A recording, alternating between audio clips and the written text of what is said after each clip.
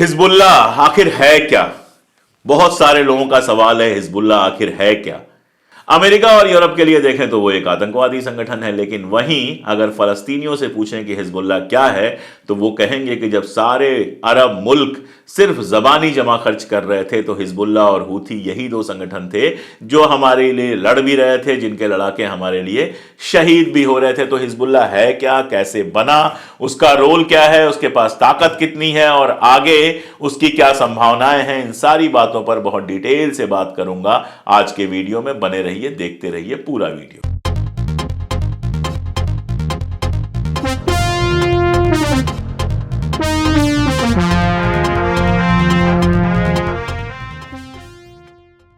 नमस्कार, मैं अशोक कुमार पांडे, टीसीएच पर एक बार फिर से आपका स्वागत है। हिजबुल्लाह का नाम बहुत सुना गया इधर। ऐसा नहीं है कि हिजबुल्लाह नया नया एक्टिव हुआ है, हिजबुल्लाह ने पहले भी बहुत सारे कारनामे किए हैं जिनको आप सही भी कह सकते हैं, गलत भी कह सकते हैं। यह इस पर डिपेंड करता है कि आप कहां खड़े हैं। लेकिन हिजबुल्लाह है क्या, इसके बारे में बहुत कम लोगों को पता है। बहुत सारे लोगों ने, जब मैं फलस्तीन इजराइल पर वीडियोस अपडेट करता हूं तो उस पर लगातार कमेंट्स आते हैं और आराम से बैठ के मैं कमेंट देखता हूं। पहली बात तो ये कि आप लोग बहुत दिल से कमेंट करते हैं, उसके लिए बहुत शुक्रिया। दूसरा ये कि कई लोगों ने कहा, मैंने हूथी के बारे में जब डिटेल में बताया था तो कई लोगों ने कहा कि हिजबुल्लाह के बारे में भी थोड़ा डिटेल में बताइए कि आखिर ये हिजबुल्लाह है क्या, ये कैसे पैदा हुआ, किस तरह से ऑपरेट करता है और ऐसी कौन सी ताकत है जिससे इजराइल और अमेरिका दोनों घबराते हैं। जी, इजराइल की एक रिपोर्ट के बारे में मैं बता चुका हूं आपको, जिस रिपोर्ट में यह कहा गया था कि अगर इजराइल लेबनान के साथ, या यूं कहें कि हिजबुल्लाह के साथ फुल स्केल वार पे जाता है तो यह मैड होगा। मैड मतलब पागल तो होता है, लेकिन यहां मैड का मतलब होगा म्यूचुअली एश्योर्ड डिस्ट्रक्शन, यानी लेबनान तो तबाह हो जाएगा। इसमें कोई दो राय नहीं है कि इजराइल के साथ अगर फुल स्केल वार होता है तो लेबनान तो तबाह होगा, लेकिन साथ साथ इजराइल के अपने वजूद पे भी संकट पैदा हो जाएगा, इजराइल भी तबाह हो जाएगा। इसके पहले भी एक रिपोर्ट आई थी जिसमें कहा गया था, और ये दोनों रिपोर्ट इजराइल की ही रिपोर्ट है, कहीं बाहर से रिपोर्ट नहीं आई थी, इजराइल के ही अपने अखबारों में छपी थी, इजराइल के अपने लोगों की रिपोर्ट है, जिसमें यह कहा गया था कि अगर इजराइल के साथ फुल स्केल वार होता है तो उससे तबाही होगी।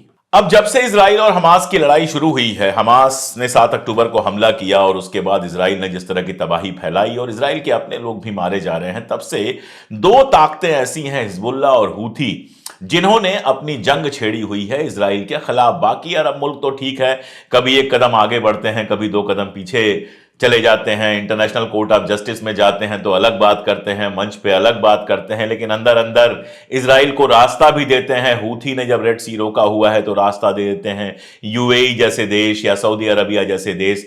आर्दोगन लगातार अपना व्यापार जारी रखा हुआ था, अब जाके उसका बयान आया है कि हम इजराइल के साथ जो मेरे तिजारती रिश्ते हैं वो खत्म कर रहे हैं।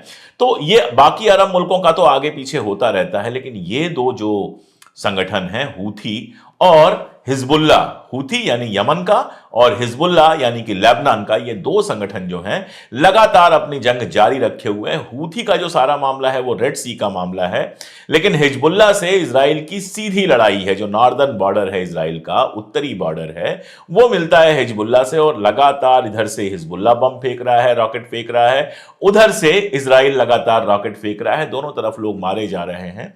नॉर्दर्न इजराइल लगभग खाली पड़ा हुआ है, ज्यादातर लोग नॉर्दर्न इजराइल छोड़कर चले गए हैं। लगातार इजराइल कह रहा है उनको लौटने को, लेकिन कहा यह जा रहा है कि 1.5 से 2 लाख लोग लौटने को तैयार नहीं है, जिससे आप अंदाजा लगा सकते हैं कि नॉर्दर्न इजराइल में किस तरह की लड़ाई चल रही है।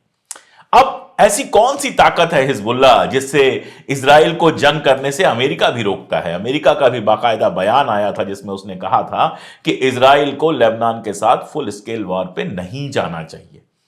तो ये बिल्कुल एक सवाल उठता है मन में कि आखिर हिजबुल्लाह है कौन, इतना ताकतवर कैसे है? लेबनान जैसा मुल्क जो लगातार सिविल वार में उलझा रहा, वहां से ऑपरेट करता है, गवर्नमेंट फोर्स नहीं है, प्राइवेट मिलिशिया है, लेकिन लेबनान गवर्नमेंट का पूरा समर्थन इसको रहता है, इलेक्शंस में भी हिस्सा लेता है। इसलिए मैंने सोचा कि थोड़ा सा उस इलाके के इतिहास और हिजबुल्लाह के अपने इतिहास के बारे में मैं आपको बता दूं। सबसे पहले जानना यह जरूरी है कि 1943 1943 में 23 साल तक फ्रांस का गुलाम रहने के बाद लेबनान को आजादी मिली थी, यानी कि 1943 में लेबनान को आजादी मिली थी फ्रांस के साथ।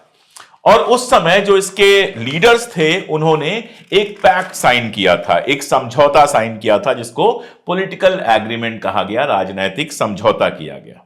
अब वहां 3 ऐसे समुदाय हैं जो है वहां पर। सबसे पहले तो सुन्नी मुसलमान हैं, उसके बाद वहां पर क्रिश्चियन हैं, और तीसरे वहां पर शिया मुसलमान हैं। तो पावर डिस्ट्रीब्यूशन कुछ इस तरह से किया गया कि प्राइम मिनिस्टर जो होगा, प्रधानमंत्री जो होगा, वो होगा सुन्नी मुसलमान, जो प्रेसिडेंट होगा वो होगा मैरोनाइट क्रिश्चियन यानी कि ईसाई, और पार्लियामेंट का जो स्पीकर होगा, पार्लियामेंट का जो हेड होगा, वो होगा शिया मुसलमान। यानी कि 3 जो अलग अलग फिरके वहां पर थे, उन फिरकों के बीच में पावर का बंटवारा हुआ। यह हुआ 1943 में। अब 3 ग्रुप थे तो तीनों के बीच में टेंशन तो चलती ही रहती थी, और इन टेंशंस का फायदा उठाकर इजराइल ने लगातार 1980s में लेबनान के ऊपर हमला किया। 1982 में एक बड़ा हमला हुआ था। इस हमले का एक और कारण था, जो फिलिस्तीन लिबरेशन ऑर्गेनाइजेशन था, Palestine liberation organisation, Yasser Arafat के नाम से आप सब लोग जानते हैं। पहले उसका हेडक्वार्टर था जॉर्डन में, लेकिन जॉर्डन के जो किंग थे उनके साथ विवाद हुआ, तो वहां से हेडक्वार्टर ले गया लेबनान। अब लेबनान के बॉर्डर पे फिलिस्तीन का हेडक्वार्टर था, जहां से वो लगातार इजराइल के ऊपर हमले भी करते थे। और उधर लेबनान में आपस में लड़ाइयां चल रही थी, तो इजराइल को यह लगा कि हम आराम से लेबनान के अंदर घुस के फलस्तीन को या फलस्तीन लिबरेशन ऑर्गेनाइजेशन को नुकसान पहुंचा सकते हैं। तो 1982 में वहां पर एक बड़ी लड़ाई हुई थी फलस्तीनी गुर्रिल्ला जो फाइटर्स थे उनके और इजराइल के बीच में। ये वो दौर था जब लेबनान के अंदर एक सिविल वार जैसी सिचुएशन बनी हुई थी। आमतौर पे माना जाता है 1975 से लेके 1990 यानी 1943 में ये आजाद होते हैं, और 1975 में 1975 में वहां पर एक सिविल वार चलता है जो अगले 25 साल तक चलता रहता है। इसमें खास तौर पे शिया सुन्नियों के बीच में लड़ाई, और उसमें क्रिश्चियंस भी शामिल थे। ये सारी लड़ाई वहां पर चलती रहती है। दरअसल वहां मामला सारा ये था कि अमेरिका और इजराइल का जो प्रेजेंस था या जो असर था, उसके खिलाफ कुछ लोग लगातार बोल रहे थे, और वहां के जो शिया थे वो इसमें सबसे ज्यादा वोकल थे। अब जब सिविल वार चलता है, जब बंदर लड़ते हैं तो बिल्लियां उसका फायदा उठाती हैं। तो 1975 से 1990 के बीच में आप देखते हैं कि अमेरिका और इजराइल का दखल वहां पर बहुत बढ़ जाता है। आपको मैंने बताया कि 1979 में और 1982 में बाकायदा इजराइल ने वहां पर हमला किया, और अमेरिका का वहां पे जो असर है वो लगातार बढ़ता गया। अब वहां ये सब होता गया, तो वहां एक शियाइट ग्रुप, शिया मुसलमानों का एक ग्रुप वहां पर अमेरिका और इजराइल के प्रेजेंस के खिलाफ लगातार एक्टिव होता गया। 1979 में कहते हैं कि हिजबुल्लाह का गठन हुआ, जो बेसिकली वहां के शिया मुसलमानों का ग्रुप था। इन लोगों ने हथियार उठाए, अपनी हथियारबंद सेना बनाई, और इन लोगों को जो समर्थन मिला वो ईरान का समर्थन मिला। मैं पहले ही आपको बता चुका हूं कि ईरान अरब मुल्कों के बीच इकलौता मुल्क है जो शुरुआत से लेकर अब तक लगातार फलस्तीन के अंदर इजराइल के प्रेजेंस की या फिर पूरे के पूरे मिडिल ईस्ट में अमेरिका के प्रेजेंस की मुखालिफत करता रहा है। तो जब यह शिया ग्रुप खड़ा हुआ वहां पे, तो ईरान ने उसको मदद की। 1979 में यह ग्रुप खड़ा होता है, और उसके बाद शुरुआत में अपनी कार्रवाइयां करना शुरू करता है ये बेसिकली यूएस और इजराइल के खिलाफ। जो सबसे पहला बड़ा कारनामा इन्होंने किया, पहली बात तो यह कि 1982 में जब इजराइल ने हमला किया था तो उनका मुकाबला करने में यह शामिल हुआ था फलस्तीनियों के साथ, लेकिन जो पहला बड़ा कारनामा किया वो किया 1983 में। 1983 के अप्रैल में बेरूत में, लेबनान की राजधानी बेरूत में जो यूएस की एम्बेसी है, उस एम्बेसी में एक भयानक विस्फोट हुआ। इस विस्फोट में 63 लोग मारे गए। कहा जाता है, माना जाता है कि यह कारनामा हिजबुल्लाह ने किया था। और इसके तुरंत बाद अक्टूबर में फिर एक हमला होता है, जो यूएस और फ्रेंच जो ट्रूप्स थे, यूएस और फ्रेंच सेनाएं जहां पर रहती थी, जहां उनका घर बनाया गया था, वहां पर एक बड़ा हमला हुआ, और यह बेहद बड़ा हमला था जिसमें 305 लोग मारे गए। इन दोनों की जिम्मेदारी कहा यह जाता है कि हिजबुल्लाह जो है इन दोनों के पीछे था। यानी कि 1983 आते आते हम देखते हैं कि हिजबुल्लाह लेबनान के अंदर इतना मजबूत हो गया था कि उसने अप्रैल में यूएस एम्बेसी में बम विस्फोट किया और अक्टूबर में जिन इलाकों में फ्रांस और अमेरिका के सैनिक रहते थे वहां पर इन्होंने हमला किया और 305 लोगों को मार डाला। असल में हिजबुल्लाह जब बना तो बहुत शुरुआत से उनके एजेंडे में यह शामिल था कि वो यूएस और इजराइल के खिलाफ हैं। लेबनान के अंदर और अरब के अंदर, अरब मुल्कों के अंदर या यूं कहें कि खाड़ी मुल्कों के अंदर यूएस और इजराइल का जो प्रेजेंस था उसकी मुखालिफत करता था हिजबुल्लाह। बहुत शुरुआत से इस तरह से आप कह सकते हैं कि यह ईरान के ही नक्शो कदम पर चल रहा था। 1984 में एक और बम विस्फोट होता है जिसमें यूएस एम्बेसी से जुड़े हुए काफी लोग मारे जाते हैं और उस समय तक ये हिजबुल्लाह का नाम धीरे धीरे पूरी दुनिया में लोग जानना और कम से कम अरब दुनिया में हिजबुल्लाह का नाम धीरे धीरे जानने लगे थे लोग। 1985 में हिजबुल्लाह ने पहली बार अपना एक मैनिफेस्टो जारी किया। ये जो मैनिफेस्टो था ये इस्लामिक वैल्यूज की बात करता था और जैसे मैंने बताया कि ये पूरी तरह से इजराइल और अमेरिका के खिलाफ ये पूरा का पूरा मामला था। तो पहली बार 1985 में हिजबुल्लाह अपना एक बाकायदा जारी करता है अपना डिटेल कि हम क्या हैं, कौन हैं, कैसे हैं और हम क्या करना चाहते हैं मैनिफेस्टो। और उसमें यह बताता है कि हम यूएस और इजराइल के बिल्कुल खिलाफ हैं और लेबनान के अंदर ईरान की तरह से हम शासन स्थापित करना चाहते हैं, व्यवस्था स्थापित करना चाहते हैं। 1989 एक इंपॉर्टेंट साल है लेबनान के इतिहास में, जब वहां के जो अलग अलग पॉलिटिकल ग्रुप्स थे उन्होंने ये तय किया कि अब अपना सिविल वार हम खत्म करते हैं। ये एक मीटिंग हुई सऊदी अरबिया में, ताइफ में एक मीटिंग हुई और वहां पर इन लोगों ने बैठकर ये फैसला किया कि अब हम सिविल वार खत्म करते हैं और इलेक्शंस की घोषणा की। उसी साल एक और इंपॉर्टेंट घटना हुई, इजराइल ने हिजबुल्लाह के जो फाउंडर थे, हिजबुल्लाह के जो पहले लीडर थे अब्बास अल मुसावी, उनकी हत्या कर दी। उसकी हत्या करने के बाद हिजबुल्लाह का दारोमदार जो है वो आता है हसन नसरल्लाह के पास, जो उसके सेक्रेटरी जनरल बनते हैं। और सेक्रेटरी जनरल बनने के बाद 1992 में वो सेक्रेटरी जनरल बनते हैं और 1992 में उनके सेक्रेटरी जनरल बनने के बाद से लेके अभी तक वही हिजबुल्लाह के सर्वे सर्वा हैं। हिजबुल्लाह का पूरा दारोमदार उनके ऊपर है, वो हिजबुल्लाह के सबसे बड़े नेता माने जाते हैं। अब ये जो समझौता हुआ था 1989 में, उसके बाद हुआ इलेक्शन और इन इलेक्शंस में हिजबुल्लाह ने हिस्सा लिया और उसमें 8 सीटें जीती, यानी कि जनता के बीच में भी हिजबुल्लाह ठीक ठाक पॉपुलर हो चुका था। असल में ये जो एग्रीमेंट हुआ था वो हिजबुल्लाह के लिए बहुत फायदेमंद था। ये जो पॉलिटिकल लोगों में एग्रीमेंट हुआ था वो हिजबुल्लाह के लिए बहुत फायदेमंद था।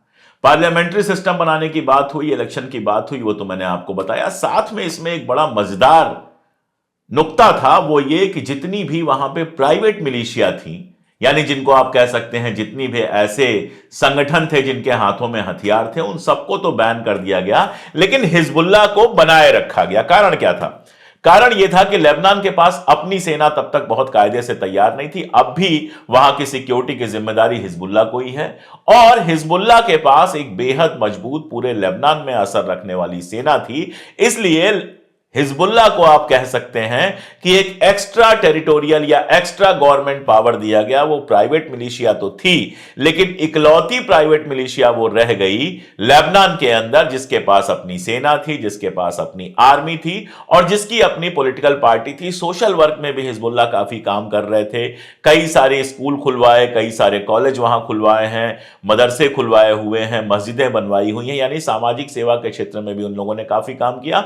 तो लेबनान की सोसाइटी और पॉलिटिक्स दोनों में हिजबुल्लाह का असर लगातार बढ़ता जाता है और जैसा मैंने बताया कि जब वहां इलेक्शन हुआ तो 8 सीटें वो जीतते हैं। लेकिन 1997 में अमेरिका ने इनको एक आतंकवादी संगठन करार दिया। अमेरिका ने बाकायदा डेजिग्नेट किया कि हिजबुल्लाह जो है वो एक आतंकवादी संगठन है। दरअसल 1994 में एक घटना हुई थी कि लंदन में जो इजराइल की एम्बेसी है वहां पे कार बॉम्बिंग हुई थी, और ऐसे ही ब्यूनस आयर्स में जो ज्यू लोगों का जो कम्युनिटी सेंटर है, ज्यूइश कम्युनिटी सेंटर है, उसके बाहर भी बमबारी हुई थी, विस्फोट हुआ था जिसमें काफी लोग मारे गए थे।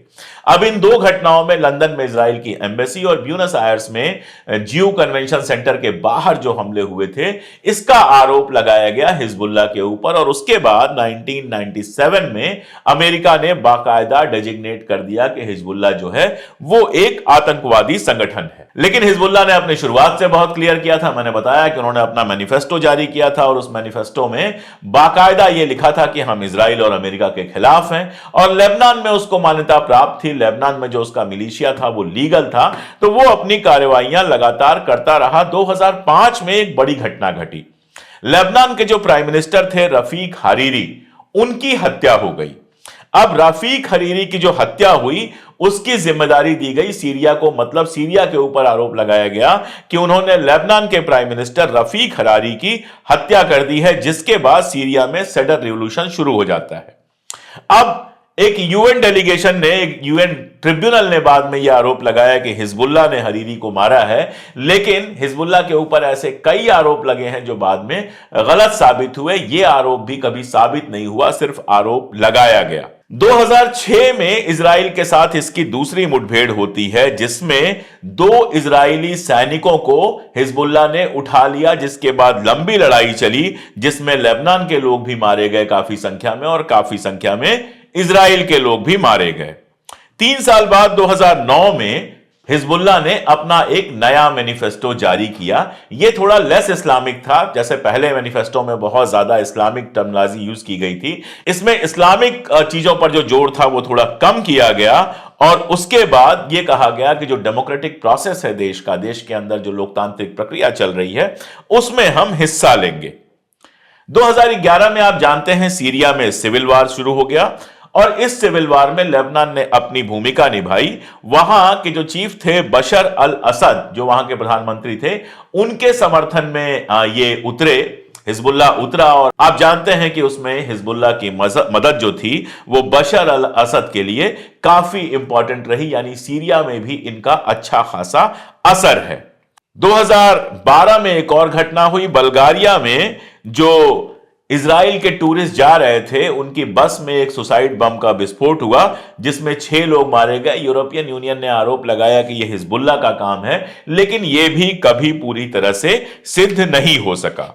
लेकिन इस घटना का फायदा इतना हुआ यूरोपीय यूनियन को कि 2013 में अमेरिका की तरह ही यूरोपीय यूनियन ने भी हिजबुल्लाह को आतंकवादी संगठन घोषित कर दिया। यानी आज की डेट में अमेरिका और यूरोपीय यूनियन दोनों की निगाह में हिजबुल्लाह एक आतंकवादी संगठन है।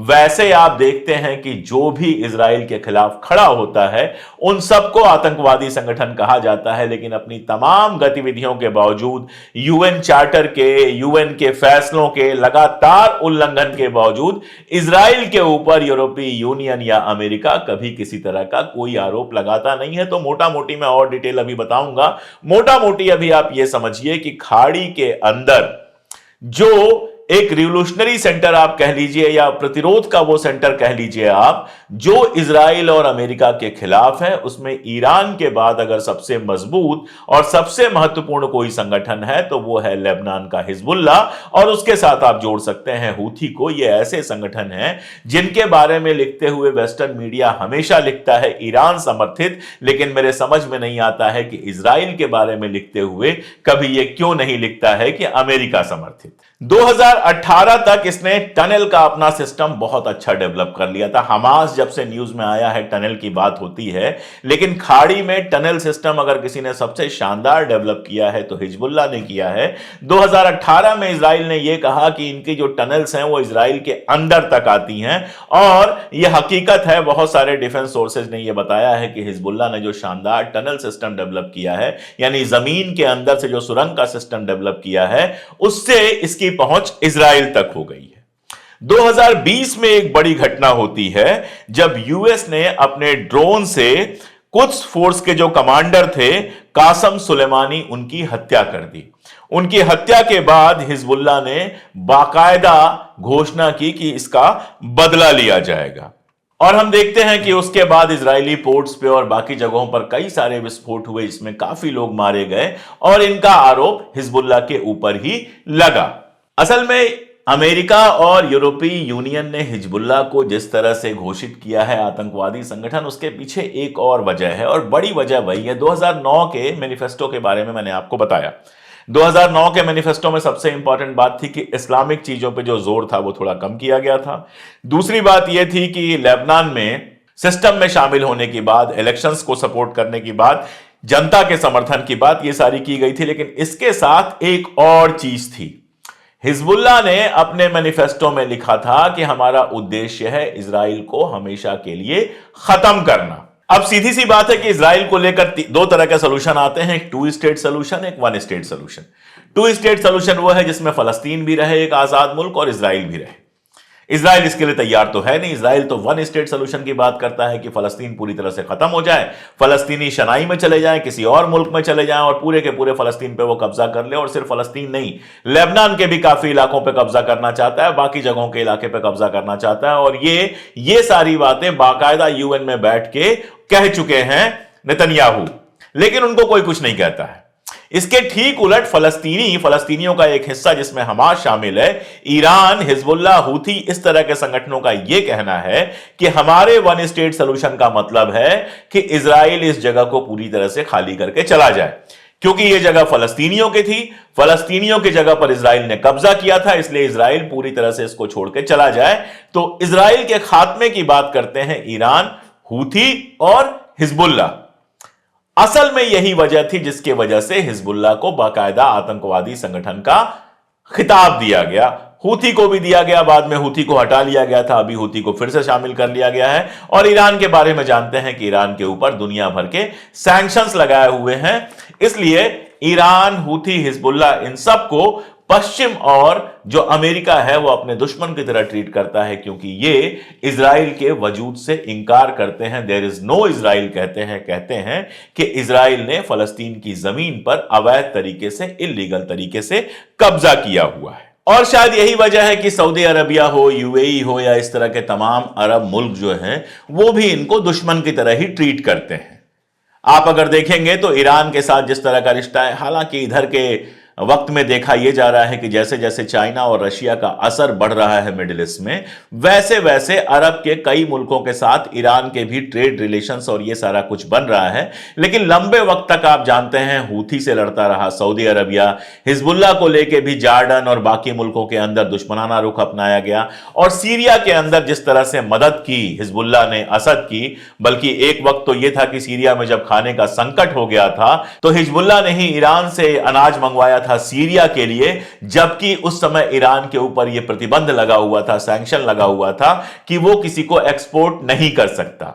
तो उसका उल्लंघन करके सीरिया में वो अनाज मंगा के सीरिया के लोगों को भूखमरी से बचाया था हिजबुल्लाह ने। और सीरिया में जो असद की रेजीम है, जो असद वहां है प्रधानमंत्री, उनका पूरा सपोर्ट हिजबुल्लाह को है और उनको पूरा सपोर्ट हिजबुल्लाह का है। तो स्टेट प्लेयर ना होते हुए भी, राज्य का हिस्सा ना होते हुए भी, हिजबुल्लाह जो है वो लेबनान की आप कह सकते हैं कि एक तरह की सेना है। इसीलिए लेबनान के प्रधानमंत्री से एक बार पूछा गया अभी हाल में कि क्या आप हिजबुल्लाह के ऊपर बैन लगाएंगे, तो उन्होंने कहा फिर लेबनान की रक्षा कौन करेगा। तो आप हिजबुल्लाह को जो चाहे कहते रहें, अमेरिका यूरोप जो चाहे कहते रहें, इजराइल जो भी कहता रहे, 3 चीजें हैं जो मैंने आपको बताने की कोशिश की। पहली बात तो यह कि हिजबुल्लाह का जो जन्म है वो लेबनान में जिस तरह का सिविल वार चल रहा था उसमें हुआ था। उसके बाद लेबनान को ऑफिशियली रिकॉग्नाइज किया गया, यह कहा गया कि लेबनान के अंदर जब समझौता हुआ तो यह कहा गया कि लेबनान के अंदर आप हथियार रख सकते हैं, इकलौती मिलिशिया है जो हथियार रख सकती है। इजराइल और यूएस के ये खिलाफ हैं, इजराइल के वजूद से ये पूरी तरह से इंकार करते हैं और इसीलिए अमेरिका और जो यूरोप हैं वो लगातार हिजबुल्लाह को आतंकवादी संगठन कहते हैं। लेकिन हकीकत यह है कि इजराइल जिस तरह से इलीगल तरीके से फलस्तीन को कब्जा किया हुआ है, जिसके बारे में आईसीजे भी कह रहा है कि नरसंहार वहां हो सकता है, जिस पर जवाब मांगा गया था, क्या जवाब दिया इजराइल ने अभी नहीं पता। वैसे में हिजबुल्लाह और हूथी ने जिस तरह से दबाव बनाया है इजराइल के ऊपर, वो इकलौता कारण है कि इजराइल समझौते के बारे में थोड़ा बहुत सोच रहा है। अगर हूथी, हिजबुल्लाह और ईरान का दबाव नहीं होता तो अरब में जाने कौन कौन से हिस्से अभी तक वो कब्जा कर चुका होता। तो ये थी हिजबुल्लाह की कहानी, जिसको अरब क्षेत्र में सबसे जांबाज मिलिशिया माना जाता है। कहा जाता है हसन नसरुल्लाह से ज्यादा हिम्मती आदमी वहां कोई नहीं है, और शिया संगठन होने के बावजूद वहां पर शिया सुन्नी विवादों में पड़ने की जगह अमेरिका और इजराइल को वो अपना दुश्मन मानते हैं और अपनी जंग जारी रखे हुए हैं। जब मैं ये वीडियो बना रहा हूं तो इजराइल के साथ उनकी जंग लगातार चल रही है। हालांकि अमेरिका का भी कहना है और इजराइल के अंदर से भी यह आवाज है कि यह जंग फुल स्केल पे नहीं जानी चाहिए। मैं भी नहीं चाहूंगा, दुनिया में कोई नहीं चाहेगा कि हिजबुल्लाह और इजराइल के बीच जंग या कोई भी नई जंग और बड़ी हो, क्योंकि जंग में हमेशा नुकसान ही होता है, इंसानियत का नुकसान होता है। लेकिन इजराइल जिस तरह से उस इलाके में अपनी दादागिरी करता है, उसको थोड़ा बहुत रोकने में हिजबुल्लाह का जो रोल है उसको समझना चाहिए। और यह भी समझना चाहिए कि हिजबुल्लाह ने साफ कहा हुआ है कि अगर हमास समझौते के लिए हां कर देता है, अगर इजराइल फलस्तीन के ऊपर हमला करना बंद कर देता है, तो हम भी हमला करना बंद कर देंगे। तो ये थी हिजबुल्लाह की कहानी। मुझे लगा कि डिटेल में थोड़ा आप लोगों को बता दूं, ताकि जब भी हिजबुल्लाह का नाम आए आपको उसका इतिहास पता हो, उसके बारे में पता हो। अगर आपको लगता है कि ये जो कोशिशें हम कर रहे हैं, जो अपडेट्स लगातार कर रहे हैं, वो काम के हैं, तो हमसे जुड़िए। आप हमारी मेंबरशिप ले सकते हैं, आप हमें सुपर थैंक्स दे सकते हैं, और सब्सक्राइब करना, वीडियोस को दूर तक पहुंचाना, ये सारा कुछ तो आपको करना ही चाहिए। आखिर आप जब हमें ताकत देंगे तभी तो हम कैमरे और सत्ता की आंख में आंख डालकर लगातार सच कह सकेंगे। बहुत शुक्रिया।